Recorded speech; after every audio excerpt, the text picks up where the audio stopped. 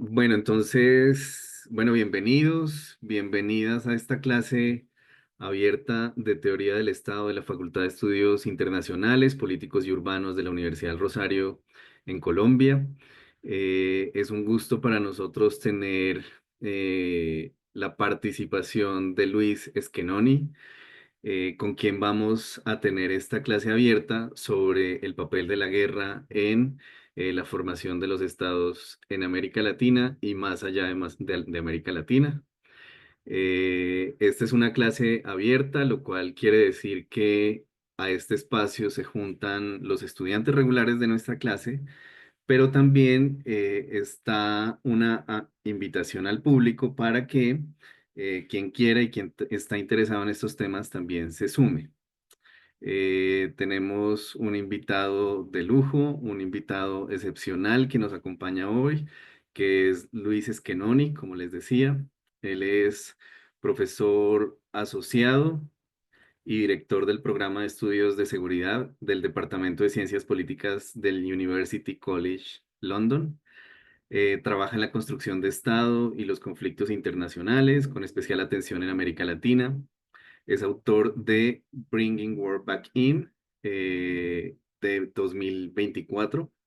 Su investigación también ha aparecido en importantes revistas como el American Journal of Political Science, International Security Studies, Security Studies, entre otras. Obtuvo su doctorado en Ciencias Políticas de la Universidad de Notre Dame, realizó su postdoctorado en la Universidad de Constance y es investigador asociado de la Universidad Torquato Di Itela. Eh, es un honor para nosotros tener esta oportunidad para conversar con Luis, que como les decía, el año pasado lanzó y presentó este libro, Bringing War Back In, es decir, trayendo la guerra de regreso a las reflexiones y a los debates sobre la formación del Estado latinoamericano y más allá de América Latina. Eh, es un libro que ha traído como muchos endorsements o aprobaciones de grandes figuras de nuestra disciplina y sobre todo en estos temas, ¿cierto? Habla muy bien del libro, por ejemplo, Miguel Centeno, Sidney Tarrow, que es uno de los coautores más frecuentes de Charles Tilly, Stathis Kalibas, James Robinson, Dan Slater, etcétera, y etcétera. Es un libro que ha tenido un gran reconocimiento en nuestra disciplina en muy poco tiempo y en parte porque, no les voy a dañar el eje de la presentación de Luis, pero en parte porque cuestiona un consenso y es ese consenso antibelicista que él mismo nos dice, ¿cierto? Es decir, buena parte de lo que se ha escrito y lo que se ha dicho sobre la formación de los estados latinoamericanos dice que la guerra hace los estados, pero quizás allá en Europa, ¿no? Que en América Latina la cosa ha sido distinta. Y bueno, Luis y parte del aporte que Luis hace a esta literatura es traer de regreso la guerra, como el título del libro lo dice. Entonces, sin más preámbulos ni más presentaciones, la idea es que Luis va a hacer una presentación un poco pausada de su texto, ¿cierto? Una media hora, 35 minutos, algo por el estilo. Y después de eso abrimos un espacio para tener una conversación más abierta de preguntas y comentarios con nuestro autor invitado. ¿Listo? Entonces, pues bueno, bienvenido Luis y la clase es tuya. Gracias por aceptar nuestra invitación. Bueno, muchas gracias Javier por la generosa presentación y al resto también por tenerme hoy.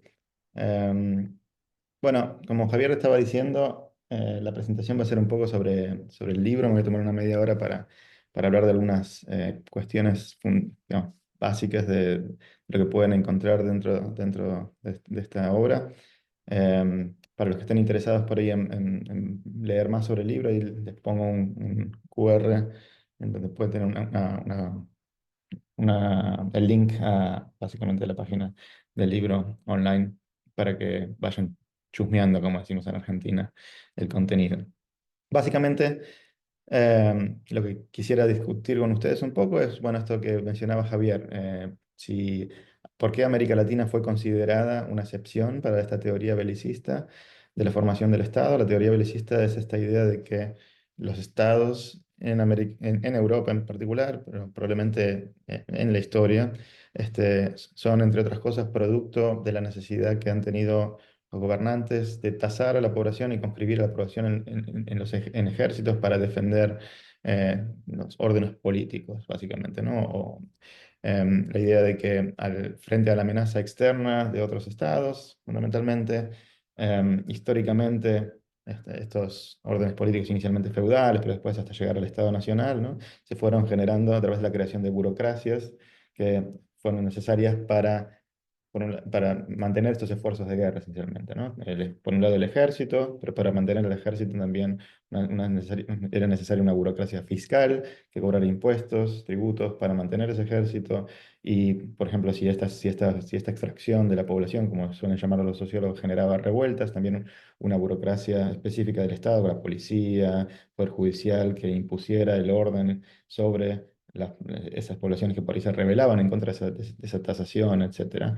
Y en ese proceso de luchar guerras y reprimir revueltas locales y extraer recursos de la población local, etcétera, fue que se fue formando el Estado Nacional como lo conocemos hoy en día, ¿no? Entonces, esa es la teoría belicista que mucha gente ha dicho hasta este libro, no aplica a América Latina. Entonces, lo que vamos a discutir un poquito es, bueno, ¿por qué esta literatura hasta hoy en día decía que la guerra no había formado estados en América Latina? Am, Luego vamos a conversar un poco sobre cuál es un entendimiento de la teoría, una especificación de la teoría, una forma de entenderla que probablemente sí funcione para América Latina. Y luego les voy a mostrar un par de capítulos, el capítulo 4 del libro, que es básicamente sobre cómo en realidad estas amenazas externas, estas potenciales guerras, llevaron a lo que los sociólogos llaman un ciclo de extracción y coerción, se llevaron al cobro de impuestos domésticos y el desarrollo del aparato coercitivo del Estado.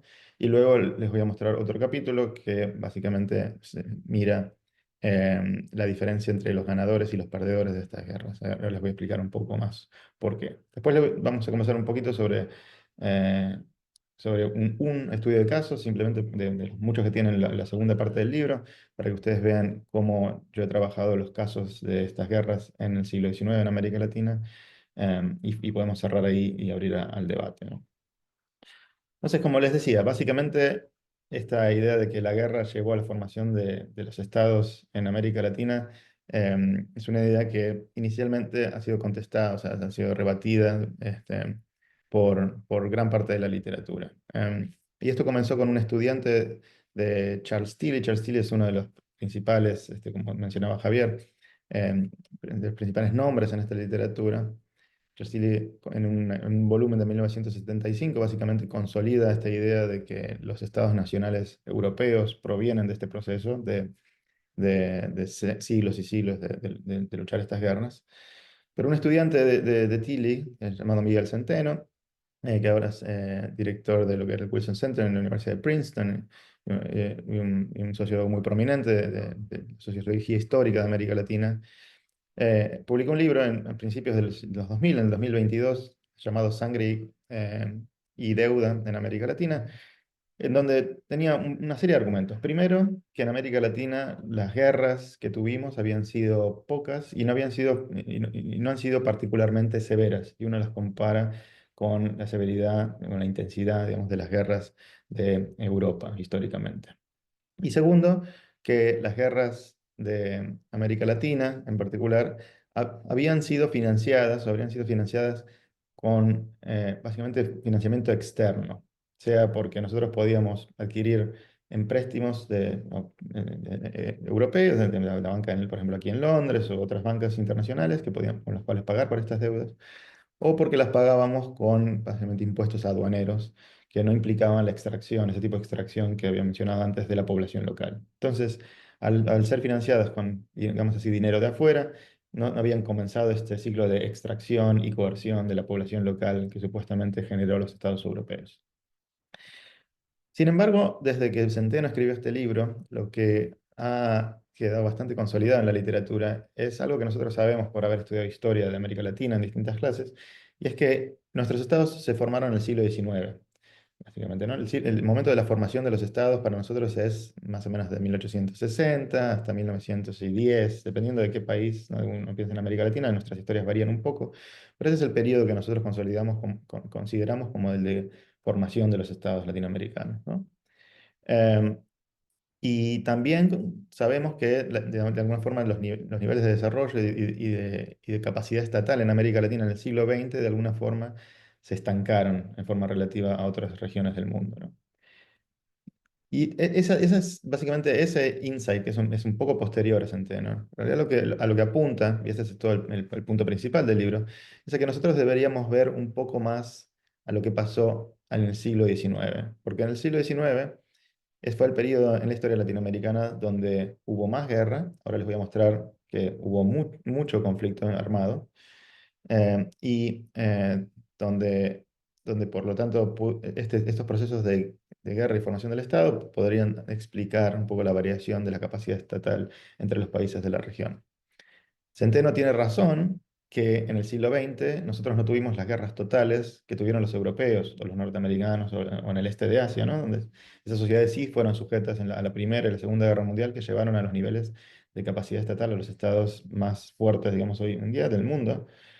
Entonces esa parte es cierta, ¿no? En ausencia de las guerras del siglo XX, lo que Centeno llama las guerras totales del siglo XX, nosotros no hemos desarrollado grandes niveles de capacidad estatal en el siglo XX, pero es posible, es plausible, ese es el punto del libro, que las guerras del siglo XIX en América Latina, que sí tuvimos muchas, expliquen la variación en capacidad estatal dentro de América Latina, ¿no?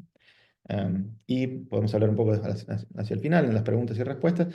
em, Pueden incluso explicar los niveles de desarrollo en América Latina, porque la capacidad estatal está muy directamente relacionada con la capacidad del Estado, por un lado, de controlar el territorio, o sea, que no tengamos guerras civiles, eh, o- y por otro lado, la capacidad estatal está muy correlacionada con la capacidad del Estado de proveer bienes públicos, que se llama, como por ejemplo la educación o la salud, y por lo tanto está muy relacionada con los niveles de desarrollo en América Latina. Entonces, la guerra puede ser muy importante para entender el desarrollo de los países de América Latina en última instancia, estas guerras del siglo XIX.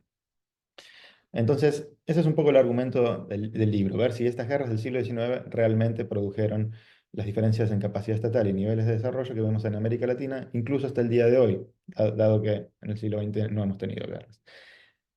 Aquí en esta tabla pueden ver que América Latina tuvo mucho conflicto entre 1815, que sería cuando América Latina de alguna forma aparece en el mapa, como para poner una fecha histórica arbitraria ahí con el final de las guerras napoleónicas, y 1914, ¿no? Obviamente antes de eso ya veníamos luchando nuestras guerras de independencia y las guerras de independencia van a terminar en 1824 con Ayacucho y Junín, pero no están estas guerras de independencia no están consideradas en esta cuenta que les estoy mostrando aquí. Aquí sí están contadas todas las guerras interestatales entre dos estados. Como pueden ver, América Latina tuvo más guerras interestatales que Europa en este siglo. Las guerras que luchamos duraron mucho más, ¿no? Duraron años, ¿no? En promedio 25 meses, mientras que las guerras europeas duraron muy poco y llevaron a niveles de severidad, como se suele llamar, o de intensidad, también más altos que los europeos, en particular si consideramos las muertes en batalla o las muertes en general relacionadas a la guerra o en relación a la población de América Latina o de los países de América Latina. Em, También, bueno, han habido distintos tipos de episodios de militarización interestatal que no llegaron al nivel de guerras. Las guerras en relaciones internacionales nosotros las consideramos como episodios de confrontación entre dos estados que llevan a más de 1000 muertes en batalla. Pero aún las que no llegaron a 1000 muertes en batalla, tenemos más en América Latina de las más severas, donde sí hubo uso de la fuerza. Entonces sí hubo mucha militarización, mucha guerra en América Latina en el siglo XIX, más que en Europa. La pregunta entonces es por qué la gente que estudió esto en los últimos 30 años no se enfocó en estas guerras. Pues es evidente que hemos tenido muchas y que el problema de la guerra en el siglo XIX era muy presente. Y ahí yo creo que es importante cómo entendemos a la teoría belicista. Mi libro tuve la suerte de estar, como había mencionado Javier, en Alemania durante 3 años mientras escribí este libro y hacer bastante trabajo allí con digamos, los libros iniciales de la teoría, lo que se llama ahora la teoría belicista. con la obra, por ejemplo, de Max Weber, Otto Hintze, Rostow, digamos, sociólogos alemanes del principio del siglo que desarrollaron lo que después Tilly en el siglo XX va a retomar. Esto no es que a veces se llama la teoría belicista la teoría alemana de la formación del Estado, justamente por la prominencia de estos pensadores alrededor de Max Weber en el principio del siglo XX, fin del siglo XIX. Pero no es única, digamos, únicamente alemana, ¿no? Ahora, recientemente estaba leyendo un estudio sobre la historia de Arnold Toynbee, no sé si conocen este historiador británico. Tiene un argumento muy similar al que ahora les voy a exponer, ¿no? Pero eh, básicamente, yo creo que la razón por la cual muchos de estos investigadores en los últimos 30 años se perdieron el tema de la guerra en América Latina es porque entendían a la guerra, a la teoría belicista, y esto aparece en sus libros, si ustedes leen de todos estos investigadores, como una teoría que precisa de la eliminación de estados para funcionar. Ellos normalmente dicen, bueno, en Europa empezamos en, no sé, la Edad Media o no sé, en el siglo XVII con una cantidad determinada de estados. Estos estados fueron matando estados más pequeños, piensen en las Prusias de Europa que digamos, incorporaron a las Bavarias, a las Suabias, etcétera, a través de distintas guerras, o las Francias que incorporaron a las Burgundias, etcétera, o las Castillas que incorporaron a las Navarras, o que son las Galicias, etcétera, etcétera, ¿no? Entonces, en Europa claramente el proceso de formación del Estado estuvo relacionado con la eliminación de estados más débiles. Entonces, en promedio, digamos, los estados fuertes, es un poco la forma en la que esta gente entiende la teoría, se fueron imponiendo y en última instancia nos quedamos con los estados más fuertes a través de esa eliminación de estados pequeños. En América Latina nosotros sabemos que ese proceso no se dio. En América Latina nosotros obtuvimos la independencia. Por ejemplo, la Gran Colombia se dividió en tres países, ¿no? Otros países, no hay casi ningún ejemplo de países a través de la guerra eliminando y conquistando otros países más pequeños. Por lo tanto, intuitivamente la gente dijo, bueno, entonces la teoría belicista no aplica, porque no hay estados pequeños muriendo, no hay conquista, etc. Bueno, esa es una forma que yo creo que es incorrecta, errónea de interpretar la teoría belicista. La teoría belicista lo que dice es un poco lo que yo trato de explicar en esta figura que pueden ver en este slide acá, ¿no? Donde el eje Y sería básicamente los niveles de capacidad estatal, ¿no? De menores a mayores, y el eje X sería el tiempo, básicamente una noción de tiempo que va de un periodo de paz, un periodo de guerra, un periodo de posguerra. En un periodo de paz, dos estados no tendrían ninguna necesidad de extraer y coercionar a la población, porque no están compitiendo entre sí, porque no se va a producir un conflicto en el corto plazo.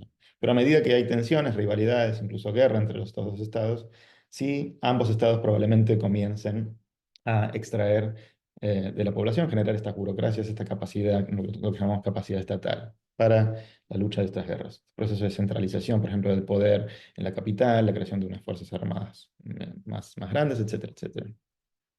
Y es ese proceso, en realidad, independientemente de si los estados van a morir o no, que genera un incipiente comienzo de la creación de capacidad estatal.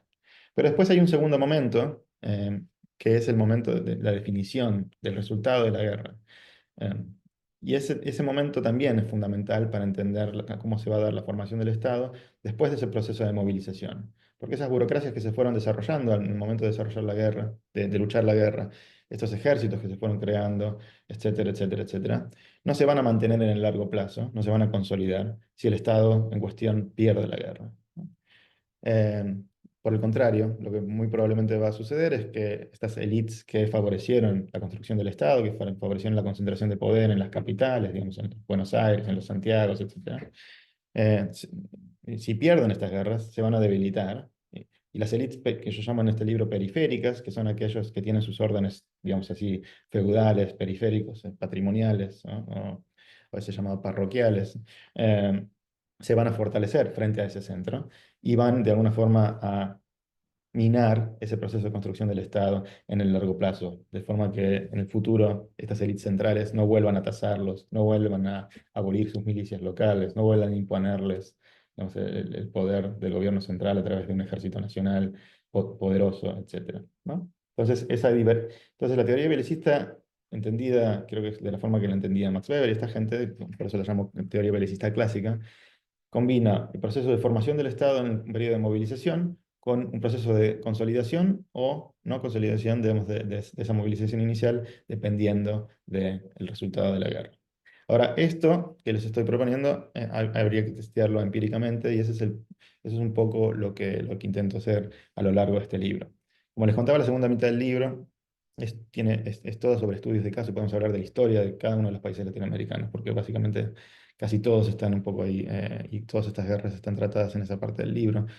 Pero hay una parte que intenta proveer como una especie de síntesis estadística de algunas nociones básicas por detrás de lo que acabo de decir, ¿no? El capítulo 4, por ejemplo, va a mirar a estos cuatro presupuestos de la literatura hasta ahora, ¿no? Esta idea que yo les había dicho de que las guerras de América Latina podían ser financiadas con préstamos, que las guerras de América Latina podían ser financiadas con impuestos aduaneros, que por lo tanto no hubo tasación doméstica, tasación, no se tasó a la población, no se extrajo tributo de la población local, y que entonces eso tampoco llevó a la rebelión, a rebeliones internas y por lo tanto nos llevó al desarrollo de las capacidades coercitivas del Estado. Estas cuatro ideas hasta ahora no habían sido sistemáticamente testeadas utilizando datos para todo el siglo XIX, y hay razones para creer que los estados de América Latina no les fue muy fácil, digamos, obtener préstamos en préstamos extranjeros o tasar a su comercio exterior, simplemente por lo que les muestro acá muy brevemente en esta tabla. Ahí, en esta tabla lo que pueden ver es una lista de las guerras que hubo en América Latina en el siglo XIX, y después en las últimas dos columnas tienen la proporción de los estados que lucharon esa guerra, que estuvieron en una situación durante la guerra de default de su deuda externa. Esa es la anteúltima de las columnas, ¿no? Y la proporción de los países que lucharon estas guerras que en algún momento durante la guerra sufrieron un bloqueo de sus puertos. Entonces, si ven, por ejemplo, la primera línea, ven Argentina y Brasil, tuvieron esta guerra de 3 años. En algún momento durante esas guerras, Argentina y Brasil estuvieron en un default de su deuda externa. Eso quiere decir que básicamente no podían acceder a los mercados financieros internacionales para un préstamo para financiarlas. Y en algún momento ambos tuvieron bloqueados sus puertos, ¿no? Primero Brasil en realidad bloqueó el puerto de Buenos Aires, después Argentina va a terminar bloqueando el puerto de Río de Janeiro y Santos.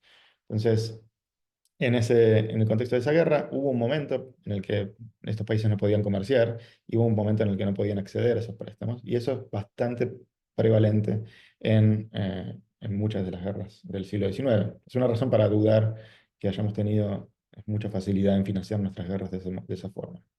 Pero una forma más sistemática de testear este argumento es mirar básicamente a el efecto que tuvieron las disputas militarizadas entre estados sobre digamos así, estos fenómenos que la literatura enfatiza, ¿no? Por ejemplo, si al haber habido una disputa militarizada, llamémoslo una guerra, para, para, para no entrar en mayores detalles, pero si hubo una guerra entre dos países, y si la literatura está correcta, nosotros deberíamos ver que las guerras están asociadas con un incremento de básicamente los impuestos recaudados a través de impuestos al comercio exterior, o un incremento de la probabilidad de un nuevo empréstimo internacional, o un aumento de las tarifas internacionales. Eso es lo que la literatura esperaría, ¿no?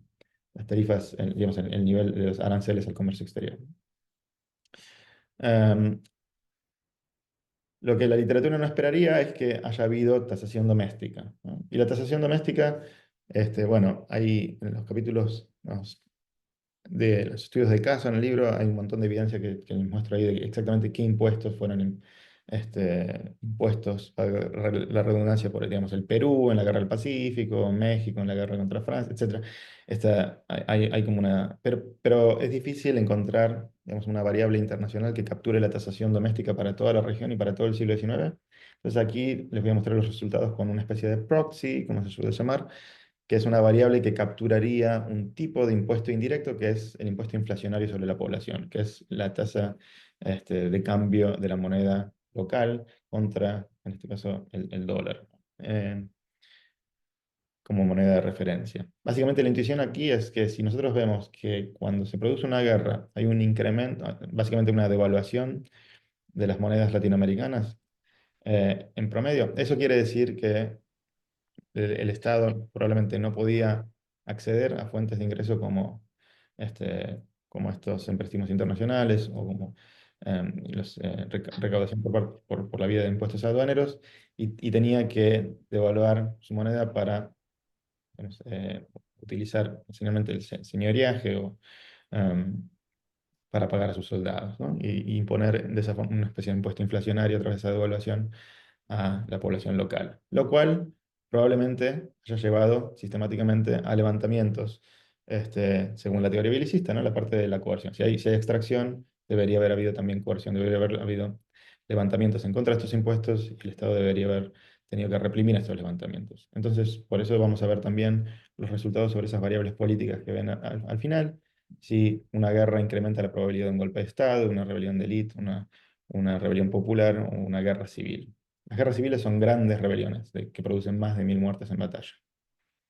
Y lo que pueden ver un poco en los resultados es que en realidad sistemáticamente uno encuentra el efecto opuesto al que esperaría la literatura. Cuando se produce una guerra, en realidad, en promedio, los estados recaudan menos impuestos aduaneros. Esta es la primera columna, son todos los efectos de distintos modelos, de formas de explorar esto. En promedio también redujeron sus tarifas en un 20%, sus aranceles al comercio exterior. Y esto tiene sentido porque al no poder comerciar, porque sus puertos están bloqueados y demás, tenían que de alguna forma fomentar el comercio. Entonces, en vez de cobrar más impuestos aduaneros, cobraron menos en promedio. Parece no haber ningún efecto sobre la probabilidad de adquirir un nuevo empréstimo extranjero. De hecho, en algún modelo da un efecto negativo. Pero lo que sí hicieron los estados latinoamericanos en promedio fue devaluar sus monedas en un 20%, por ejemplo, lo cual quiere decir que básicamente la inflación, impusieron un impuesto inflacionario en el inmediato o mediano plazo a su población de alrededor de un 20%. Lo cual, y esto está sustanciado de nuevo a través de todos los estudios de caso de básicamente todas las guerras de América Latina, pero en muchos casos llevó a rebeliones. Después podemos hablar de rebeliones específicas en distintos casos, y a rebeliones de las élites, por ejemplo, a golpes de Estado serían rebeliones dentro del mismo Estado, ¿no? Del ejército en contra del Ejecutivo en el poder particular, y guerras civiles, grandes rebeliones que produjeron más de 1000 muertes en batalla. Estas aumentaron su probabilidad de 2 a 3 veces en términos de lo que se llama odds ratios. Entonces, sí hubo extracción, básicamente, porque estas guerras no se pudieron financiar con dinero de afuera, y sí hubo represión. Entonces, esa sería la síntesis del capítulo 4 del libro. Lo cual quiere decir que si volvemos al gráfico inicial, este primer momento en donde empieza la preparación para la guerra empieza a llevar a extracción y coerción, se empieza a dar, ¿no? Ahora la gran pregunta que nos queda es entonces si realmente hubo una separación, digamos, hacia el final entre los que ganaron y los que perdieron esa guerra. Y eso es un poco lo que trabajo esas guerras, ¿no? Eso es un poco lo que trabajo en el capítulo 5 del libro. En ese capítulo, básicamente lo que hago es mirar estos ganadores y perdedores de estas guerras, ¿no? Como pueden ver aquí en la tabla, que sufrieron, básicamente, donde los perdedores sufrieron el tratamiento, llamémoslo así, de la derrota en estos años, donde las guerras terminaron. Y lo que queremos ver aquí es si esas derrotas produjeron una diferencia entre los dos grupos, ganadores y perdedores, en el periodo de posguerra. Para eso yo aplico un diseño estadístico que, si para los interesados, podemos discutir después, que se llama de diferencias e indiferencias. Pero esencialmente lo que estoy tratando de hacer es comparar cuál fue el efecto de este tratamiento, el resultado de la guerra, que es básicamente la derrota, cuál fue el efecto de la derrota en dos indicadores de capacidad estatal que son muy comunes para el siglo XIX. Uno es la extensión de las vías férreas. Esto es una forma de alguna forma capturar la idea de lo que se suele llamar el poder infraestructural del Estado, que es la capacidad del Estado de acceder a todo su territorio con las Fuerzas Armadas, con su burocracia y demás, y controlar de alguna forma todo su territorio y población. Los ferrocarriles eran una tecnología en el siglo XIX que facilitaban digamos, esa extensión, digamos, del poder del Estado en todo el territorio. Y lo que se llama la capacidad extractiva del Estado a través de, sí, básicamente, los ingresos per cápita del Estado a través de impuestos, ¿no? Los ingresos fiscales per cápita. Em, entonces, básicamente aquí lo que vamos a ver es cuál es el efecto de haber perdido en las en las vías férreas promedios después de esa derrota y en el ingreso per cápita del Estado eh, después de esas derrotas. Y aquí lo que pueden ver es que en estos modelos, en general, se produce una pérdida sustantiva de estas capacidades del Estado en el periodo posguerra si estos estados son derrotados. En promedio, por ejemplo, los derrotados construyeron 2.000 kilómetros de vía férrea menos que los victoriosos y recaudaron 5,6 dólares per cápita menos, esa sería la cifra ahí, que es algo así como una desviación estándar de la media del siglo XIX, o sea, una gran pérdida de recaudación en relación a los ganadores de esas guerras, ¿no? Incluyendo una serie de controles y demás que podemos discutir, los resultados siguen siendo bastante robustos y bastante significativos, ¿no? Em, este modelo tiene algunas presupuestos por detrás, lo que suele llamar, por ejemplo, el balance en covariates sería como variables que ¿no? covarían entre el periodo de pretratamiento. Esto es básicamente la intuición de que, bueno, es posible que los países que ganaron las guerras ya eran sistemáticamente diferentes de los países que perdieron las guerras. Entonces, por ejemplo, uno podría pensar, bueno, quizás los países que perdieron las guerras tenían un ejército más chico que los países que ganaron las guerras o tenían, no sé, un territorio más chico que los países que perdieron, que ganaron, etcétera. Bueno, aquí esta tabla y otras en el libro muestran que en realidad esa diferencia en promedio no existía, ¿no? De hecho, por ejemplo, en promedio los perdedores de las guerras tenían ejércitos más grandes que los ganadores de las guerras, pero los t-values de ahí lo que demuestran es que esa diferencia en todo caso son t-value de básicamente 1,98 sería, o de 2 sería como un t-value significativo, que no había una diferencia significativa entre los grupos. Ahora, una cosa que me parece más interesante recalcar sobre estos modelos es cómo se va dando el efecto en el tiempo, ¿no? Y para esto les pido que se enfoquen nada más que en la parte de arriba de esta slide, que son básicamente lo que se llaman los lags y leads del tratamiento. O sea, el tratamiento no solamente en el momento, digamos, de la posguerra como un todo, como les había mostrado, ¿no? En promedio de la posguerra, sino más bien año por año, cómo se va expresando ese tratamiento en el tiempo. Y lo que pueden ver en los gráficos de arriba, el de la izquierda corresponde a las vías férreas, es que primero hay lo que se llama parallel trends, o sea, no hay ninguna diferencia entre el grupo de tratamiento y de control antes de que se produzca la derrota. Esto se produce en el año cero. Y después del año cero, la derrota no es que destruye todos los ferrocarriles, no es que digamos, la Argentina digamos, le gana la guerra al Paraguay o algo así, y destruye todos los ferrocarriles y después se vuelven a reconstruir o no se construyen más. Porque si no, lo que veríamos es una caída abrupta en el momento por la destrucción de la guerra y después una regresión a la media, ¿no? Pero lo que vemos es que el efecto es progresivamente mayor en el tiempo, tanto para la caída que hay en la construcción de ferrocarriles como para la caída en la recaudación fiscal. Y eso quiere decir que en realidad los mecanismos probablemente por los cuales esto se está produciendo, esta diferencia se produce, son los mecanismos que les comentaba antes, ¿no? Que tienen que ver con la progresiva erosión del proyecto digamos, de formación del Estado a través eh, más que la destrucción misma de la guerra. Eh, entonces, eso explicaría por qué los efectos de estas guerras también llevaron a que la diferencia entre estos países, ganadores y perdedores, se siga ampliando a medida que entramos en el siglo XX, ¿no? Y se mantenga así en la ausencia de guerras durante todo el siglo XX.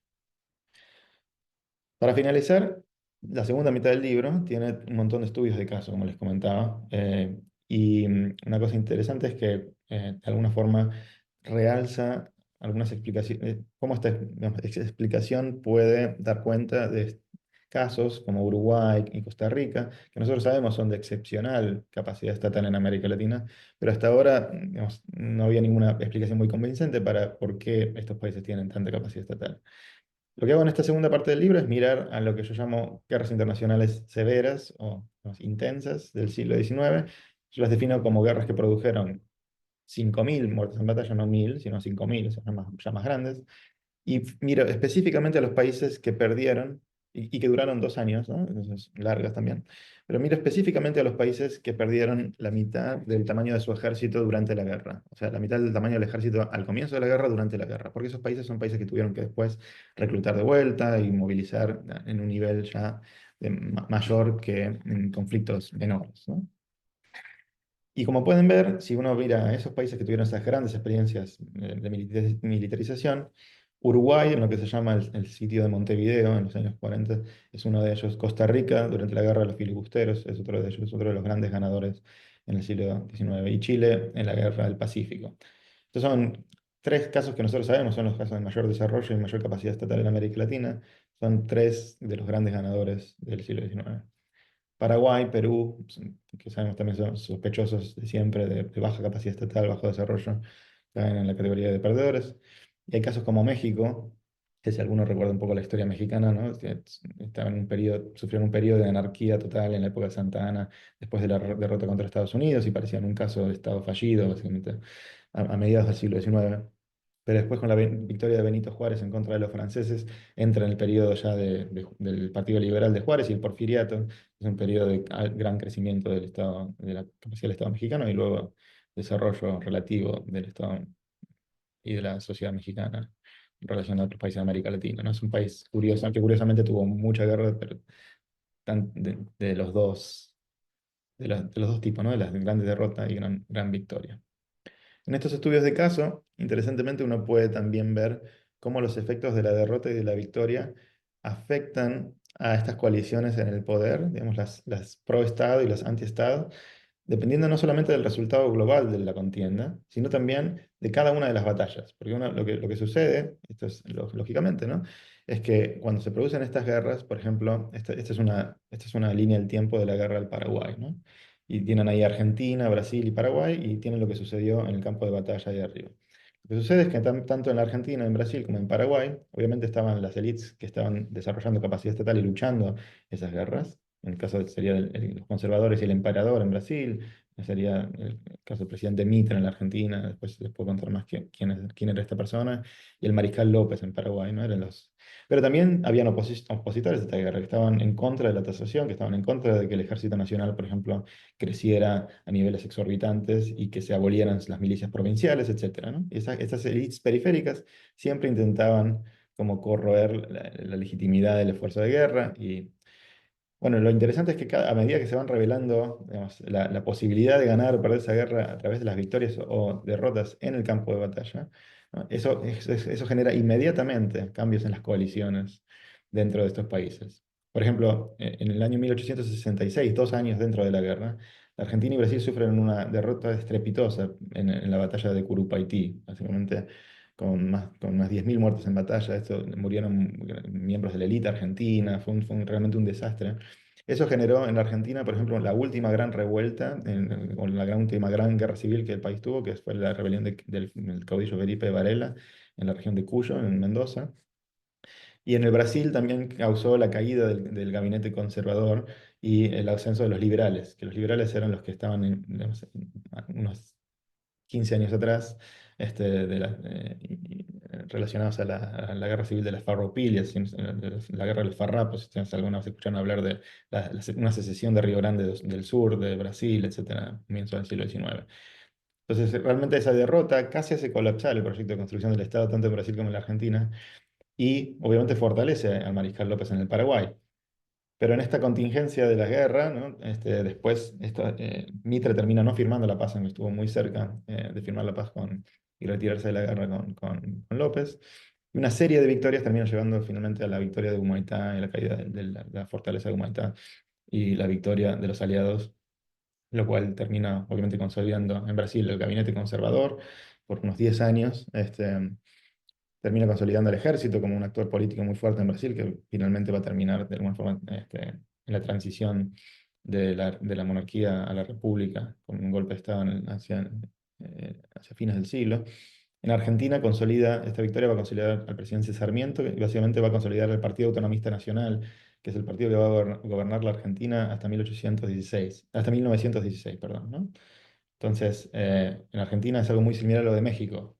Argentina gana la guerra, se consolida el mismo partido que gobernó el país por los próximos 50 años. Es el periodo de gran crecimiento de la Argentina. Mientras que en Paraguay, bueno, todos sabemos cómo terminó Paraguay. Que hasta entonces, entre paréntesis, vamos a hablar un poco más sobre ello, probablemente el estado, junto con Chile, más fuerte de la región.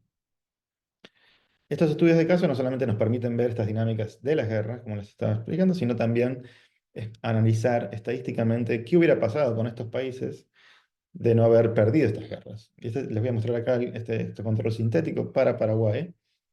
Esto que se llama control sintético esencialmente es un modelo estadístico que lo que va a hacer es mirar a todos los países del mundo en este periodo del siglo XIX que se parecen a Paraguay en una serie de variables, por ejemplo, la extensión de su territorio, su población, sus exportaciones, etcétera, etcétera, etcétera. Y va a agarrar este país, este Paraguay ficticio, que se parece en todas estas dimensiones, pero también machea al Paraguay de una forma muy cercana en el periodo anterior al tratamiento, ¿no? Hasta 1870, cuando se produce la derrota del Paraguay. Y ahí deja que este contrafáctico del Paraguay varíe por su cuenta. Y lo que pueden ver ahí es la diferencia que hay entre el Paraguay, que es la línea negra, digamos, y el Paraguay ficticio, o sea, el Paraguay que no hubiera perdido la guerra, básicamente, con la línea de puntos. Y pueden ver la diferencia que se generó entre esos dos Paraguayes, digamos, el Paraguay contrafáctico y el Paraguay real, como producto de la derrota, tanto en la parte de la izquierda, la extensión de vías férreas, como en la parte derecha, su capacidad fiscal o capacidad de extracción de ingresos de la población per cápita, ¿no? Bueno, después hay estudios de caso para otros perdedores, digamos así, el Perú, etcétera, etcétera. Con mucho gusto podemos debatirlos, pero bueno, ese es básicamente el argumento del libro. De nuevo, ahí tienen el QR para los interesados en mirar o la página web del libro y todos estos endorsements que Javier había mencionado y demás. También pueden, si tienen ganas y tienen el dinero, comprar el libro. Obviamente el libro, la versión de tapa dura que está ahí, lo van a ver, es extremadamente caro. Les recomiendo más bien pedírselo a la biblioteca. Pero sí, la versión de tapa blanda va a salir en más o menos un mes, así que bueno, esa sí es un poco más accesible. Em, Así que bueno, ese es un poco el argumento. Gracias Javier por tenerme, gracias chicos por la paciencia y si hay cualquier tipo de preguntas, con mucho gusto podemos conversar ahora, que creo que nos quedan 45 minutos, algo así. Aló. Hola, gracias de verdad, Luis, a ti por estar aquí con nosotros. Te pido el favor que dejes de compartir para que podamos vernos más de frente y al resto, de nuevo, invitarles a que prendan la cámara, sobre todo en este momento en el que es como que entramos en una fase distinta que es de conversación, preguntas y comentarios. Em, yo simplemente diría algo como para darle la palabra a los estudiantes y que se vayan animando a conversar y hacerte preguntas. Que buena parte de los autores y de las ideas que leímos en la clase fueron referenciados aquí, ¿cierto? Es decir, mira la importancia de Max Weber, Tilly, Michael Mann, Miguel Centeno y Sebastián Mazuca, ¿cierto? Que fue justamente el último autor que tratamos en la clase. Entonces, simplemente con esa conexión como más explícita, ¿cierto? Con lo que hemos venido trabajando en las últimas semanas, pues me gustaría invitarlos a que hagan sus preguntas y sus comentarios, que aprovechemos que Luis está aquí con nosotros.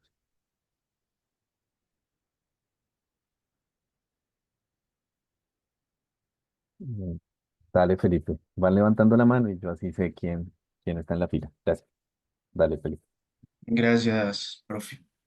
Luis, tengo dos preguntas. La primera, ¿qué criterios le permiten a usted dar por vencedor a un Estado en una guerra? ¿Sí? En una guerra interestatal, como usted las planteó. Se lo digo porque, por ejemplo, en el caso de la guerra colombo-ecuatoriana, usted en la gráfica coloca que gana Ecuador, por ejemplo. A ver, eso puede ser, digo, se puede debatir. Es una interpretación que se puede debatir. La batalla de Cuasput la ganó pues Tomás Cipriano de Mosquera y su ejército, y eso permitió consolidar a Tomás Cipriano de Mosquera como, o sea, como ese caudillo colombiano y permitió unificar al Estado colombiano, a la nación colombiana. Eso por ese lado. Quiero que me explique bien ese caso y si eso puede entrar dentro de su modelo como un caso atípico del modelo de diferencias de diferencias en diferencias. Y la segunda, puede haber, por ejemplo, en la guerra. en la guerra paraguaya, que usted la puso así, eh, una causalidad reversa, diciéndolo, mencionándolo como que en vez de usted plantea la causalidad que la guerra genera mejores instituciones, lo cual permite mejor capacidad estatal, ¿correcto? Eso no puede ser, por ejemplo, usted mencionaba que Brasil era el estado más grande, el mejor estado. Y eso no puede decir entonces, por ejemplo, que la mayor capacidad estatal, las mejores instituciones causan que haya guerra. Y Buena pregunta. Pero, no sé si Javier quieres que haga las respuestas una por una. No, como tú prefieras. ¿Tomamos varias o quieres ir respondiendo? Em, sí, podría ir respondiendo, para responder rápido. Dale. Ahora, no sé si tengo aquí una copia del libro, porque tienes razón que eso de la batalla de Guaspud es probablemente un error en las filminas. Déjame chequear aquí cómo aparece en el libro, porque espero que no. Pero sí, definitivamente fue una victoria mosquera contra Flores, la batalla de Guaspud. Lo que te diría es que en realidad, básicamente hay algunas. Pues, saber quién ganó y quién perdió las batallas, como en este caso, es bastante fácil. Creo que tanto los ecuatorianos como los colombianos estarían de acuerdo con que Mosquera le ganó a Flores ahí. Em, pero entonces, definir la victoria o la derrota es fácil en dos sentidos. Por un lado, em, los historiadores suelen coincidir en eso, pero por otro lado, de la forma en la que yo lo hago es mirando una base de datos que existe, que se llama Correlates of War, y ahí hay una variable que está codificada como quién gana y quién pierde. Puede ser que haya algún caso en donde hay una especie de stalemate, donde no está muy claro quién ganó y quién perdió la guerra, pero en general digamos, suele estar bastante claro, ¿no? Y ahora, un problema un poco más grave que hay con el tema de las guerras es la gran variación que hay en su intensidad. Si vos recordás la batalla de Paspud, tuvo apenas 1000 muertes en batalla, pero en o sea, es una única batalla, ¿no? Esa guerra colombo-ecuatoriana fue simplemente, esencialmente, la batalla de Paspud, ¿no? Y eso quiere decir que hay algunas guerras que básicamente van a tener un efecto menor en la, en estos indicadores que les mostraba que otros, ¿no? Entonces, es cierto que también esa guerra colombo-ecuatoriana no es, digamos, el tipo ideal de guerra que va a generar una gran divergencia en estos niveles de capacidad estatal, como lo es, por ejemplo, la guerra del Paraguay o la guerra del Pacífico. Otras guerras que sí tuvieron más de, o sea, 25.000, o incluso en el caso de la guerra del Paraguay, alguna gente argumenta 400.000 muertes en batalla. Eh, entonces, es un buen punto, ¿no? Que para definir quién gana y quién pierde, en general es más fácil. Ahora, ¿cuáles son las guerras que son realmente importantes? Es otra pregunta interesante y diferente. Y esta es una guerra que, de alguna forma, hay que considerar, porque por la definición, más de 1000 muertes en batalla, la batalla de Paspud causó esa cantidad de muertes, uno tendría que incluirla.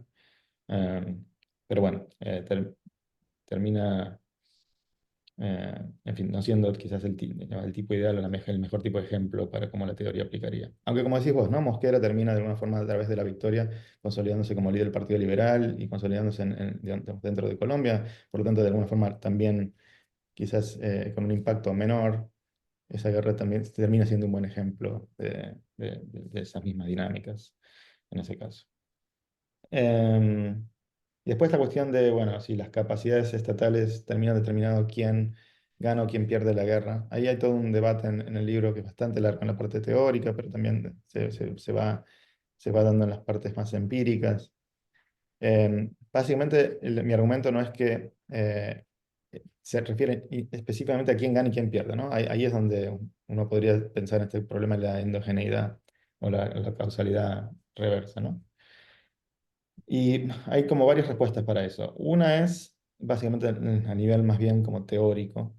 Eh, la idea en las relaciones internacionales. No sé si ustedes leen a James Fearon y digamos, en lo que se llaman las teorías racionalistas de la guerra. Pero es esencialmente la idea de que dos estados no van a ir a la guerra si tienen idea de quién va a ganar. O sea, si hay dos estados que eventualmente van a la guerra, es porque hay una gran incertidumbre respecto de quién puede ganar este conflicto. Porque si alguno de los dos supiera, por ejemplo, que va a perder una porción del territorio o lo que fuera por lo que está luchando, sería racional, digamos, rendirlo antes de luchar la guerra, que se revele un resultado de la guerra que ya era evidente, dada la distribución de capacidades estatales, por ejemplo, y encima de perder el territorio, perder este recurso por el cual se estaba luchando, perder todos esos soldados y perder todo ese dinero y tiempo que duró la guerra, ¿no? Entonces, las guerras se producen justamente en esos casos en donde en un montón de potenciales predictores del resultado, ¿no? Eh, hay una paridad específica entre los dos contendientes, ¿no? Estaba hablando, por ejemplo, recientemente con Eric Tarski, que es uno de los autores que trabaja estas teorías más recientemente en la Universidad de California en San Diego, ahora en la ISA, que es la Conferencia Internacional de Relaciones Internacionales, fue en Chicago. Y Garsky, por ejemplo, está trabajando ahora en un artículo que intenta predecir la localización geográfica de los conflictos dependiendo cuáles son esos lugares en donde ambos lados pueden pensar que pueden ganar la guerra, ¿no? Entonces, por ejemplo, ¿por qué los Estados Unidos luchan guerras en Vietnam, en Afganistán, en Irak? Porque ese es el único punto en el mundo que da la proyección de poder de los Estados Unidos, ¿no? Alguien podría pensar que le podría ganar una guerra a los Estados Unidos, ¿no? Estados Unidos, no se producen guerras contra los Estados Unidos en otros continentes, ¿no? En las Américas, Estados Unidos directamente ha intervenido países, digamos, pero sin que se produzca una guerra como Granada, etcétera. Pero esta confrontación que lleva más de 1000 muertes en batalla, donde hay como eso se da únicamente si los dos lados piensan que pueden ganar la guerra. Eso se relaciona un poco también a otras cosas que habrán leído, no sé, durante la carrera, ¿no? Lo que se llama la niebla, la neblina de la guerra, de Carl von Clausewitz y cosas. O sea, hay mucha teoría sobre, digamos, militar atrás de la idea de que en realidad no hay buenos predictores, digamos así, de quién gana las guerras. Las guerras se producen justamente cuando está esta neblina, donde terminan jugando un papel definitivo, o cosas como el genio de algún general, o cosas, o incluso, no sé, cuestiones como que tienen que ver con a veces el clima o cosas así inesperadas, ¿no? Que terminan definiendo esos conflictos. Esa es una forma más teórica como de responderte. La otra forma un poco más empírica es decir, bueno, que digamos, esta cuestión de los parallel trends, por ejemplo, en capacidad estatal, demuestran que la capacidad estatal antes de que se produzca el shock no era diferente entre los dos, ¿no? Eso quiere decir que no hay, o sea, en el periodo pretratamiento no hay una diferencia estadísticamente significativa en estos indicadores de capacidad estatales, y la diferencia se produce cuando se produce el tratamiento. Otra forma de responderte sería que esta cuestión el balance en otras variables potencialmente relacionadas, de esa tabla que mostré.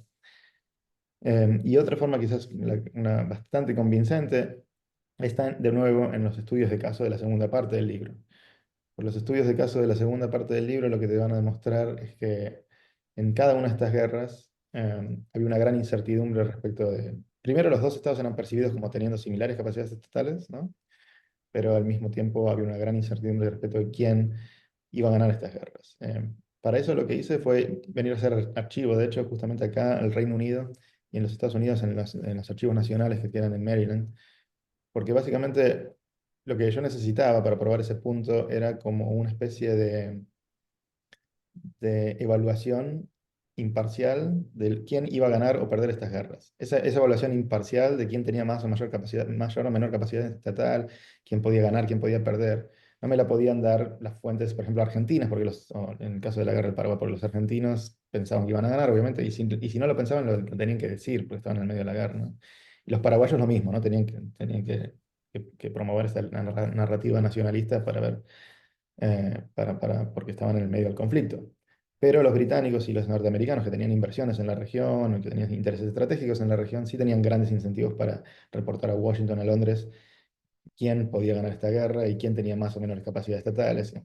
Entonces, en estos capítulos hay un montón básicamente, frases extraídas de cables que mandaban los cónsules o embajadores en América Latina al Foreign Office o al Departamento de Estado, básicamente reportando esto, ¿no? Que en realidad estos dos países, los dos parecen tener la misma capacidad de ganar, la misma capacidad de cobrar impuestos, etcétera, etcétera. Entonces ahí está todo como la minucia de cómo la gente pensaba en ese momento, los que tenían más información, los que tenían más stakes, como decir, ¿no? Más incentivos para para evaluar esto correctamente, cómo pensaban eso eh, sí, a lo largo de todas estas variables que uno podría suponer, podrían predecir la victoria o la derrota. Así que bueno, es una larga respuesta para dos muy buenas preguntas. Gracias. ¿Quién más se anima?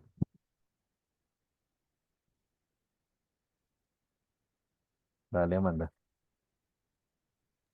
Bueno, ante todo, muchas gracias por la charla y tenía una pregunta sobre el impacto que pueden tener algunos factores dentro de esas mismas guerras como intensidad y duración en la consolidación de este proceso de capacidad estatal. O sea, este tipo de factores puede tener algún impacto en cuanto se desarrolla más o menos algún estado o simplemente la victoria es la que determina que se construya o que haya una capacidad estatal más fuerte.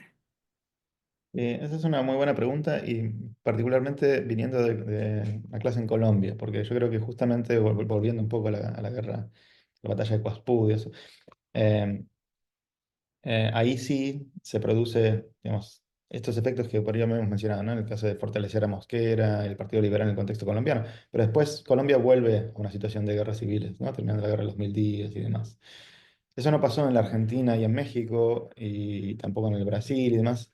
Como estas grandes victorias y en Chile, consolidaron al Estado de una forma más definitiva, ¿no? Y terminaron con las guerras civiles, me parece justamente por lo que me decís vos, por su intensidad y por su duración. Porque lo que terminó sucediendo es que países como la Argentina, que estaban en guerras civiles constantes de la misma forma que los colombianos, ¿no? eh, pero también en México, ¿no? El fortalecimiento del ejército fue tal por los años de movilización y por el tamaño que tuvo que adquirir el Ejército Nacional, que terminó llevando a la abolición de las milicias, de las milicias locales y de las milicias de los partidos, ¿no? Con su completa abolición, ¿no? Entonces, por ejemplo, mientras que en Colombia el Partido Liberal tuvo un pequeño momento de fortalecimiento con Mosquera, pero después va a haber más conflicto y los conservadores van a mantener sus fuerzas y demás. En Argentina, por ejemplo, lo que sucedió fue que teníamos nosotros nuestros liberales y conservadores, que eran los unitarios y los federales, pero básicamente después se creó este ejército, enorme ejército nacional, y cuando hubieron después revueltas de los federales, por ejemplo, hubo una revuelta, si ustedes fueron a Buenos Aires o conocen Buenos Aires, el obelisco, el famoso obelisco, conmemora la federalización de la ciudad de Buenos Aires. Este fue un evento en el cual las milicias de Buenos Aires se levantaron en contra del gobierno nacional para obtener la autonomía, una nueva autonomía de Buenos Aires. Estas milicias se habían abolido, se fueron recreadas por un líder de la época llamado Carlos Tejedor, y amenazar, pero el ejército argentino era tan grande, tan consolidado, que muy rápidamente reprimió eso, no solamente reprimió la revuelta de Buenos Aires, sino que tomó el puerto de Buenos Aires y le dijo a la provincia de Buenos Aires, bueno, ahora ustedes háganse su propia capital en otro lugar, nosotros esta ciudad la vamos a tomar para el gobierno federal, ¿no? Entonces, eso en Argentina puso a suceder y yo pienso no sucedió en Colombia, en otros países que tuvieron menos conflictos justamente porque esa intensidad, seguida con la victoria, generó la consolidación de unas Fuerzas Armadas, por ejemplo, mucho más poderosas, ¿no? Pero también un partido, digamos, pro Estado, digamos, también mucho más poderoso de lo que pudo haber sido más el Partido Liberal de Mosquera, etcétera, etcétera, etcétera, ¿no?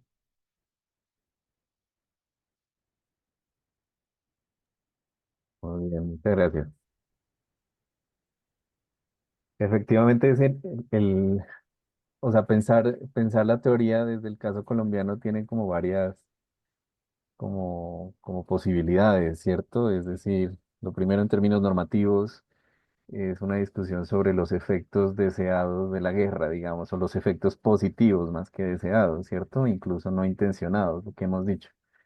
Y o sea, es un punto siempre a considerar, pero lo otro es la relación siempre entre la guerra o la ausencia de una guerra de este tipo externa y la relación con la guerra interna, ¿cierto?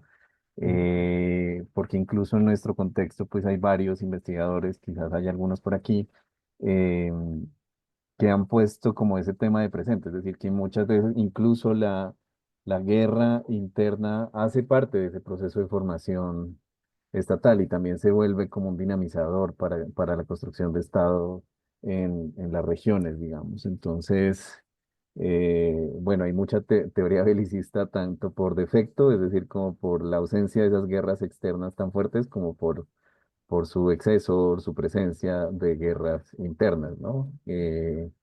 Quizás eso sea una pregunta también, Luis, es decir, tu teoría está muy pensada sobre todo para cómo las guerras externas hacen los estados, ¿cierto? ¿Qué tanto aplicaría o qué tanto, digamos, esperarías que algo similar ocurra con las guerras internas?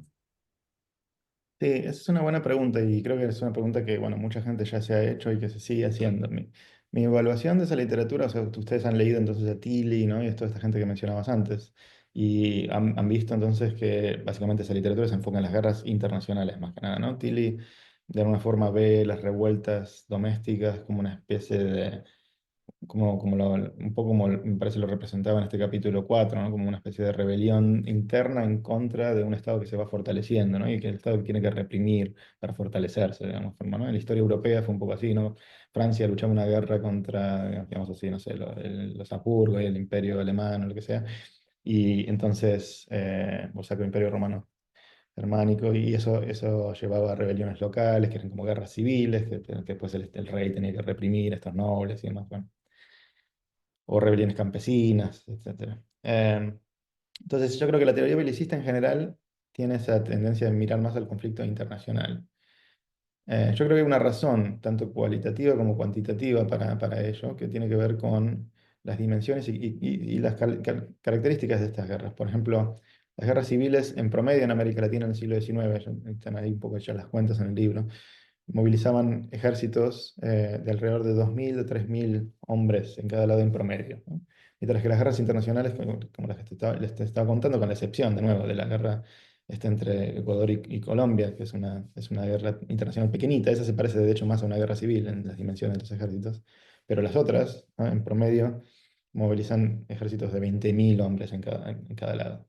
Pero no solamente eso, ustedes pueden imaginarse que las guerras civiles en general, por ejemplo, solían ser más confrontamientos entre milicias, en ejércitos, digamos, de tierra, muchas veces armados de una forma no muy sofisticada, ¿no? Mientras que las guerras internacionales sí normalmente implicaron armamentos mucho más sofisticados, a veces incluso combates navales, entonces básicamente el bloqueo de puertos, ese tipo de... Entonces el tipo ideal de guerra internacional yo creo que es muy diferente del tipo ideal de guerra civil, que suele ser menor y requieren menos niveles de movilización. También es cierto que las guerras civiles, por ejemplo, suelen enfrentar a élites dentro de los países, ¿no? Y por lo tanto, no necesariamente ninguno de estos dos bandos representa al gobierno nacional, ¿no? O de alguna forma, por ejemplo, si los liberales controlando parte del territorio se rebelaban en contra de los conservadores, controlando otra parte del territorio, por ejemplo, el desarrollo de la capacidad del Estado de alguna forma era fragmentaria y, no sé, quien estuviera en el control de Bogotá, por ejemplo, podía desarrollar cierta capacidad y movilizar cierta parte del territorio que no estaba en control de la oposición, etcétera, ¿no? Las guerras internacionales en realidad cohesionan a todo el territorio, cohesionan a digamos, a toda la población dentro del Estado. Todos se movilizan bajo la bandera, en este caso, digamos, colombiana, pero como mexicana, argentina. Tiene otra característica, más de fortalecer al Estado nacional. Y por sus grandes dimensiones también fortalecen a la capacidad burocrática, digamos, y fiscales y demás del Estado en muchas otras dimensiones, ¿no? Entonces está esa diferencia, de nuevo, cualitativa, cuantitativa entre las dos. Creo que la división. Es cierto que hay algunas guerras civiles, ¿no? Para conceder un poco a tu punto, Javier, que se parecen más a guerras internacionales. Por ejemplo, a la guerra civil de los Estados Unidos, ¿no? Ahí la Unión, ahí sí se murieron también como 500.000 de personas en esa guerra, ¿no? Y ahí sí la Unión se movilizó con una armada que bloqueó el puerto de Nueva Orleans y demás, ¿no? Entonces, y con altísimos niveles de movilización y de extracción así, tributaria. Esa es una guerra civil, la guerra civil de los Estados Unidos, que se parece a una guerra internacional, ¿no? Y después hay guerras internacionales, como la guerra colombo-ecuatoriana, que se parece a una guerra civil, porque, bueno, por las dimensiones y por sus características. Pero bueno, esa diferencia creo que es útil para pensar la región como un todo y todos estos países en forma comparada, ¿no? Quizás en el caso colombiano hace más ruido por las características de estas pequeños conflictos internacionales que Colombia tuvo. Colombia no tuvo ninguna experiencia como la guerra del Paraguay, como la guerra del Pacífico, como la guerra contra los Estados Unidos y México, ¿no? Y estas grandes experiencias bélicas internacionales. Y de alguna forma eso yo creo que explica por qué Colombia, de nuevo, ¿no? Se mantiene en una situación constante de guerras civiles, de un estado raquítico, ¿no? Que es algo que no le sucedió a otros países de la región. Ahora, la literatura sobre, hay toda una literatura sobre si las guerras civiles forman Estado o no. A diferencia de la literatura sobre si las guerras internacionales forman o no capacidad estatal, que donde está muy consolidada digamos, el hallazgo de que sí, es así. Esa guerra tiene mixed findings, ¿no? Como ya, así, hallazgos encontrados o contradictorios. Creo que una colombiana que trabajó esto es Ana Rodríguez Franco, por ejemplo, que ella en sí encuentra que, por ejemplo, la guerra contra las FARC en el siglo XX llevó al desarrollo de ciertas capacidades locales, eh, así a nivel subnacional, dependiendo de dónde hubo combate, dónde no. Pero hay mucha gente que encuentra que las guerras civiles en realidad tienen un efecto, digamos, negativo en indicadores de capacidad estatal, y hay otra gente que directamente, como mencionaba al principio, no consideraría las guerras civiles como una especie de expresión de la debilidad del Estado, ¿no? Hay una necesidad del Estado de reprimir, de reforzarse, pero más que como una especie de evento que podría llevar al fortalecimiento o no del Estado. Y después hay distintos tipos de guerras civiles, por ejemplo, si una guerra civil de un gobierno central en contra de una oposición que termina con una gran victoria del gobierno central, o una gran victoria incluso de la oposición, ¿no? Ese es un poco el libro de Levitsky, Way sobre las revoluciones, ¿no? Si te acuerdas. Bueno, probablemente es así, pueden llevar a fortalecer, porque ahí obviamente hay toda una movilización, los rebeldes toman la capital, desarrollan toda una capacidad del partido, una capacidad de movilización del ejército, etcétera, y después toman el gobierno, bueno, ahí es probablemente sí consolida un régimen y quizás un Estado en el largo plazo. Si un gobierno tiene una victoria contundente contra eso también probablemente tenga, ya pensando en el outcome, ¿no? Probablemente también tenga algún efecto. Pero, de nuevo, me parece que esta diferencia se mantiene, ¿no? Si uno piensa en las guerras totales, de nuevo, del siglo XX, no hay nada, ninguna guerra civil que se pueda comparar con cómo esas guerras se desarrollan en los estados europeos o norteamericanos, ¿no?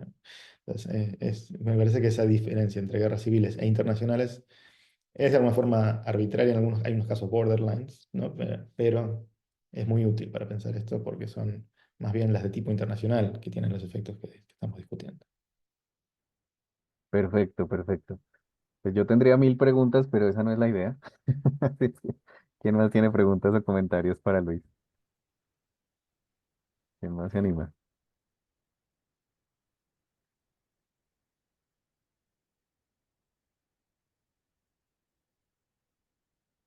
Bueno, mientras se animan, entonces me lanzo yo con otra.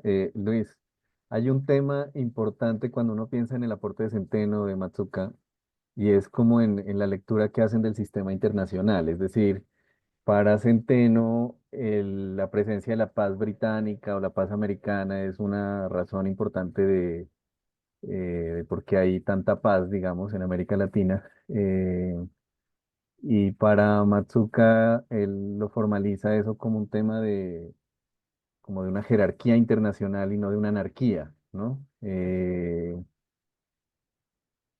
Digamos, me gustaría como que nos cuentes o que reflexiones un poco sobre el papel de las grandes potencias en tu teoría.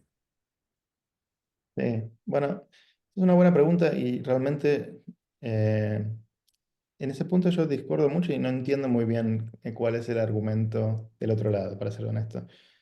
Yo, de alguna forma, ahí les mostraba, ¿no? La lista, la cantidad de conflictos que hubo interestatales en la región. También en la literatura histórica de América Latina es muy evidente que América Latina, no es que nosotros primero tuvimos que luchar por nuestras independencias con unas guerras, digamos, ustedes saben, como colombianos, ¿no?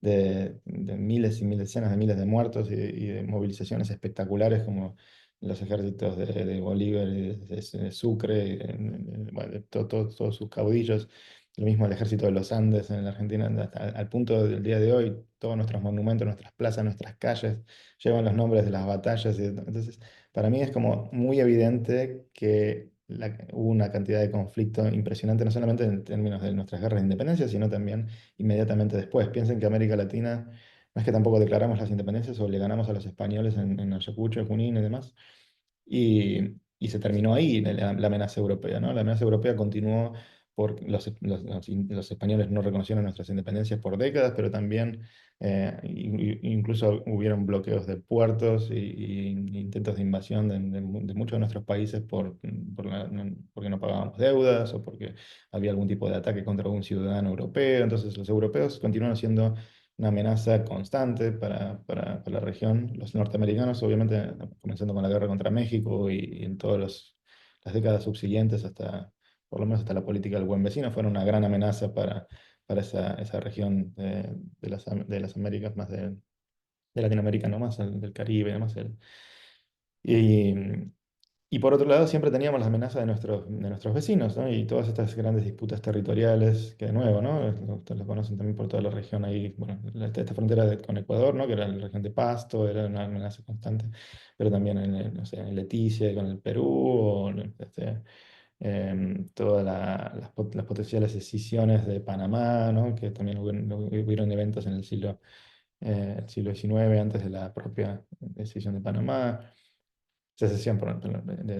Entonces hay incluso el caso de Colombia, que es un caso de alguna forma más bien resguardado, como habíamos dicho, de estas tensiones internacionales, es un caso donde creo que ustedes probablemente coincidan, ¿no? No había una paz británica, era una situación bastante precaria de constante conflicto por cuestiones territoriales, por cuestiones que tienen que ver con...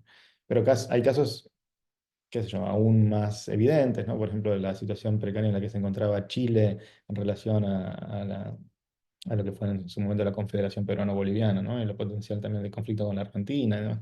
Hay casos realmente, por eso Chile en el fin del siglo XIX se lo consideraba la Prusia de América del Sur, porque era un estado en constante movilización frente a todas las amenazas que lo rodeaban. Paraguay, por ejemplo, la Argentina no reconoció a Paraguay como un estado independiente hasta 1852.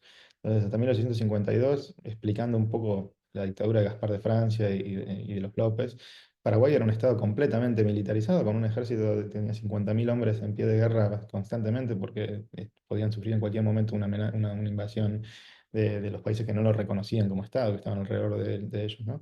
Y yo veo América del Sur en particular, yo diría sí, toda América Latina, los mexicanos de hecho estuvieron peor que muchos otros, como en una situación de constante, digamos, presión geopolítica y militarización, ¿no? Entonces uno se pregunta por qué esta idea, ¿no? De que ha habido una Pax Británica. Y de nuevo, ¿no? Creo que hay una especie de historiografía, así más bien de corte marxista latinoamericana, que tiene la idea de que, por ejemplo, las guerras que se lucharon en el continente eran siempre como de alguna forma planeadas desde Londres, o como si la guerra del Paraguay, por ejemplo, en realidad fue una especie de estrategia británica para eliminar un pequeño, un pequeño estado ahí proteccionista que estaba en contra de la libre navegación de los ríos y qué sé yo, pero que en realidad Gran Bretaña trataba de mantener la paz hemisférica, por ejemplo, entre otras cosas, con la creación de Uruguay como un estado tapón, una narrativa que en realidad no hace justicia al hecho de que Gran Bretaña tenía sus intereses y obviamente era un actor prominente en el mundo, pero tenía sus intereses porque tenía sus inversiones, pero en ningún momento, digamos, Gran Bretaña determinó, por ejemplo, el final de la guerra entre Argentina y Brasil, que terminó con la independencia de Uruguay. Eso, de alguna forma, fue una solución pactada de dos estados que, digamos, exhaustos de luchar el conflicto, frente a la presencia de actores políticos en el Uruguay que querían eso, y con la intermediación británica, sí, pero marginal, ¿no? Para proteger por lo que probablemente sí era un interés británico de tener un estado tapón ahí, ¿no? Pero en el caso de la guerra del Paraguay es evidente, y en eso sí les puedo decir porque estuve en los archivos, que, por ejemplo, el Thompson, que era como el cónsul en Montevideo, que a veces, según esta historiografía, ¿no? Es acreditado con haber formado la Triple Alianza en contra del Paraguay, es toda una teoría conspirativa. En realidad, este hombre simplemente estaba tratando de ver cómo mantener la paz antes de la guerra, porque había muchas inversiones británicas en Paraguay mismo, ¿no? Y de hecho, uno de los ministros de Paraguay, un ingeniero que era ministro como de transporte, sería de la época, como de ingeniería, era británico, etc. Entonces, los británicos no tenían ningún interés en que se produjera este conflicto. Y sin embargo se produce por dinámicas, digamos, internas a la región, ¿no? Entonces, em, sí, yo me gustaría no tener por ahí más este debate con números, como ya poner todas las guerras sobre la mesa, todas las muertes sobre la mesa, y en particular las muertes en relación a la población. Esto es algo que a veces no se toma en consideración, pero esto es impresionante si ustedes piensan, por ejemplo, en Montevideo, en este sitio de Montevideo de los años 1840, o la guerra contra los filibusteros en Costa Rica en 1856, termina muriendo por estas guerras un 10% de la población. Y terminan formando parte del ejército también, siendo movilizados alrededor de un 10% de la población. Para que ustedes tengan una comparación histórica, hasta la Primera Guerra Mundial, el ejército más grande que se había juntado digamos, en el mundo fue la llamada Grande Armée de Napoleón, ¿no? El gran ejército de Napoleón, que fue el que invade Rusia en 1812. Ese ejército era, en relación a la proporción, en relación a la población de Francia en ese momento, era de más o menos el 2,5% de la población francesa que estaba era parte de la... Y en casos de América Latina estamos hablando de una movilización del 10% de la población. Entonces, estas guerras fueron no solamente muchas y frecuentes y demás, y la amenaza era constante, y de los vecinos y de los europeos, sino que además fueron impresionantes, ¿no? En términos relativos.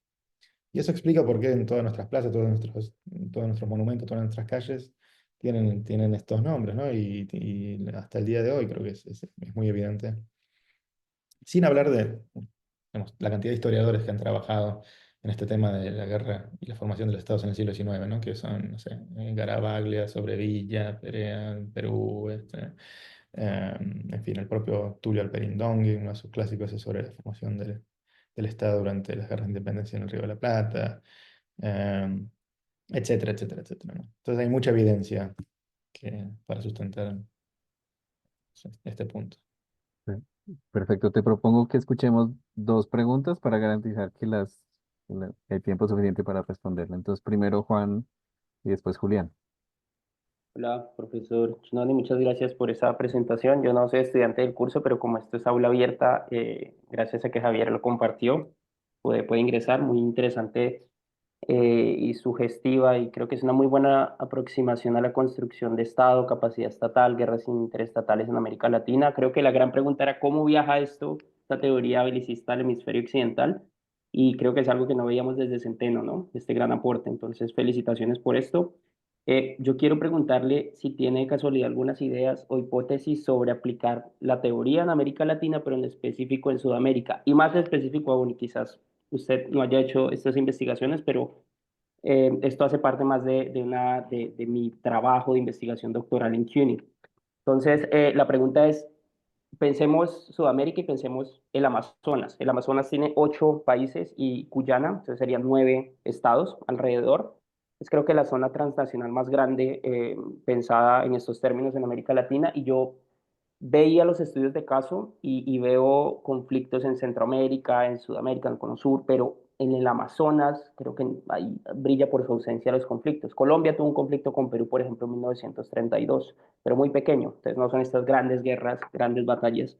Entonces mi pregunta sería, ¿podría decirse o podría pensarse que la falta de guerras entre países amazónicos explica de alguna manera esta falta de construcción y formación del Estado en estas periferias, fronteras amazónicas?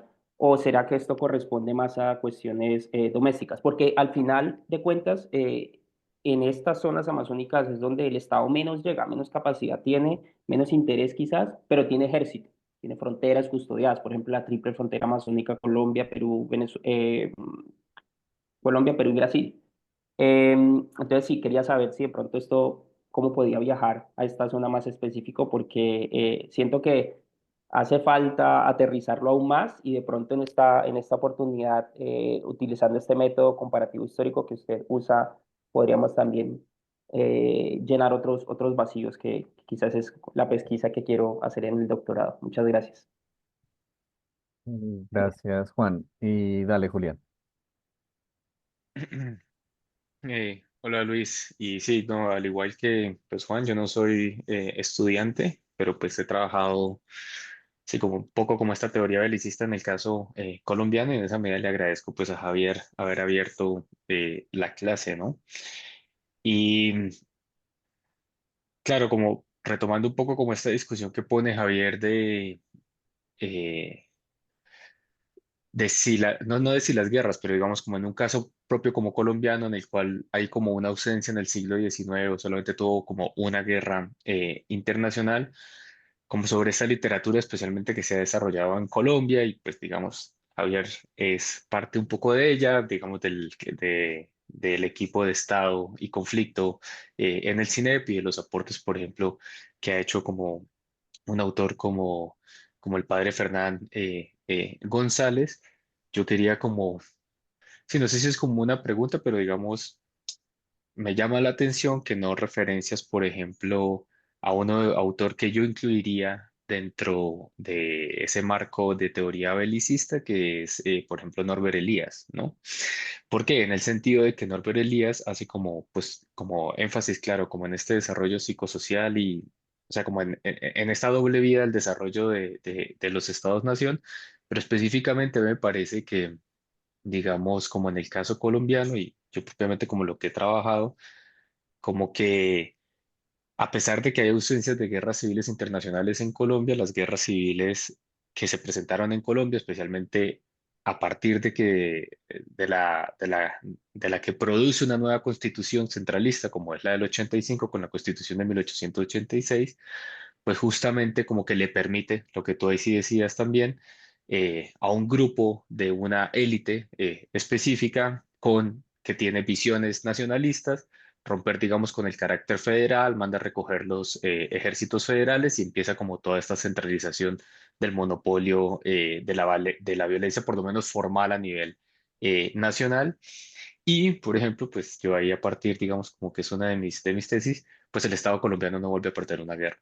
Sí, o sea, gracias, claro, hay muchas más, ¿no? Como por ejemplo, digamos, la más grande y la más reconocida con la que cierra el siglo XIX y empieza el siglo XX, que es la guerra de los 1000 días. Estas élites entran en un proceso de negociación, se incrementa más el Estado, pasa como todo lo de Panamá, y ahí me parece, por ejemplo, eso chévere. Yo creo que se podría ver como esa confluencia que hay entre si no el conflicto internacional, por lo menos la amenaza de conflicto internacional con los conflictos internos, ¿no? Porque también justamente como una de las consecuencias de Panamá, de la guerra de los 1000 días, es pues perder Panamá para las élites centrales colombianas frente a la amenaza de los Estados Unidos, o sea, ahí entra el componente como internacional, hay como un nuevo acuerdo hecho, digamos, por un presidente que acá se llama como Rafael Reyes y empieza propiamente la profesionalización del ejército, de la policía y demás bajo un acuerdo de élites, ¿no? Entonces, ahí, por ejemplo, es un caso en el cual uno podría ver cómo la teoría belicista conjuga, ¿no? Como por lo menos la amenaza internacional con también, digamos, con las guerras civiles internas. Eso. Perfecto. Entonces, dale, Luis. Gracias. Bien. Sí, no, justamente eso yendo al punto no inicial. Yo obviamente no presumo de conocer mucha historia, mucho la historia colombiana, ¿no? Pero obviamente he leído bastante de lo que mencionabas ahí. Al escribir este libro es un tema que he trabajado por los últimos 10 años, entonces me he ido a informar. Y lo que veo es ese patrón que vos describís, ¿no? Con Reyes y demás. Es como cuando la amenaza, en un continuo, digamos así, de intensidad o severidad, uno podría pensar en una rivalidad internacional o una tensión geopolítica como algo que ya genera cierta cohesión de élites y cierta centralización de poder, porque las élites periféricas de alguna forma son retratadas internamente como traidores a la patria, si no se juntan para poder establecer esta especie de consenso básico para defender el país, ¿no? Em, pero un poco como mencionaba antes, lo que creo que es que aunque en Colombia estas tensiones internacionales, estas amenazas externas y estas victorias, incluso como el caso de Mosquera y demás, de alguna forma tuvieron esos efectos en cierto nivel, no se produjo este gran shock que fue de nuevo para países que tuvieron que movilizarse, que tuvieron que luchar estas guerras por muchos años, que tuvieron que incrementar el tamaño de sus ejércitos a decenas y decenas de miles, ¿no? Entonces se produjo esa consolidación final, digamos, del Estado en este periodo de la historia, que después permitió que, por ejemplo, la Argentina o otros países bueno, no tuvieran más guerras civiles, ¿no? Entonces Colombia, como decís vos, probablemente la cohesión fue suficiente para que el gobierno colombiano no perdiera las guerras subsiguientes, pero no fue suficiente para que el gobierno colombiano impidiera, ¿no? Que fuera evidente que el ejército colombiano es de tal magnitud, de tal poder, que el Partido Liberal, para poner un ejemplo del siglo XX, ¿no? Lo que sea, no puede ni siquiera pensar en rebelarse contra este Estado, ¿no? Que es un poco la situación de estos grandes ganadores eh, de estas guerras, ¿no? Con la excepción de las guerrillas en los años 60, 70, pero que son nada comparable con la guerra civil colombiana, ¿no? Obviamente, donde hay una pérdida total de soberanía. Entonces, sí, en principio creo que estaría buenísimo que la literatura comenzara a explorar estos intersticios de las guerras civiles y las internacionales y cuáles son digamos, las presiones internacionales que de alguna forma generan cierta cohesión, ya más, digamos así, en los márgenes de lo que es un argumento, como pueden haber percibido, como muy, bueno, crudo, ¿no? De, bueno, guerras internacionales y civiles, ganar o perder, como en promedio esto, ¿no? Pero bueno, cómo esto jugó en el caso de Colombia, cómo jugó en el caso en cada uno de estos países es algo que después hay muchísimo para desmenuzar. Sí, llegamos todos a la conclusión de que al final sí, la guerra belicista funcionaba en América Latina, ¿no? Y en particular en el siglo XIX, ¿no? Y después, bueno, la pregunta de Juan tenía que ver con el Amazonas y ahí y yo coincido plenamente. Yo creo que obviamente las fronteras amazónicas son de las más débiles que hay, las más porosas y demás, porque justamente el Estado no ha desplegado su capacidad hacia ellas, ¿no? Eso tiene que ver con otras cosas también, ¿no? Que tiene que ver con la gran extensión de los territorios digamos, latinoamericanos, su simplemente sus características geográficas, ¿no? O sea, su orografía, pero también su vegetación y demás, ¿no? Y la densidad poblacional cerca de estas fronteras también, ¿no? Esos son, de alguna forma, factores subyacentes a la teoría belicista, ¿no? Eso un poco lo trabaja Jeffrey Herbst, no sé si ustedes los leen en esta misma clase, pero en África, por ejemplo, donde hay territorios enormes, poblaciones muy pequeñas y junglas por todos lados, bueno, el Estado mismo no se forman estos sistemas interestatales como los europeos, porque directamente no hay órdenes políticos que estén luchando los unos contra los otros y entrando en esta dinámica que formó el Estado europeo, o en este caso el Estado latinoamericano, ¿no? Entonces el Amazonas tiene un poco esas características, más de alguna forma africana, podemos llamarlo, de que, no, de que realmente ahí no se pueden luchar guerras interestatales porque el Estado no llega ahí. Y si hubieron conflictos, en su gran mayoría, ¿no? Se resolvieron diplomáticamente en la época del Barón de Río Blanco y demás, con establecimientos así más o menos arbitrarios de las fronteras. Sin embargo, uno podría ver potencialmente cómo las fronteras más militarizadas y más custodiadas de la Amazonia son justamente aquellas donde ha habido conflicto, ¿no? Como en el Chaco, como en la triple frontera que vos mencionabas. Ahí sí hay presencia estatal de cierta magnitud, porque bueno, ahí sí hubo un interés estratégico en algún momento, conflicto que llevó al fortalecimiento de esas fronteras específicamente. Entonces eso también es interesante, como frente a las mismas condiciones, digamos, geográficas y poblacionales, hay variación que se puede explicar por los conflictos internacionales también.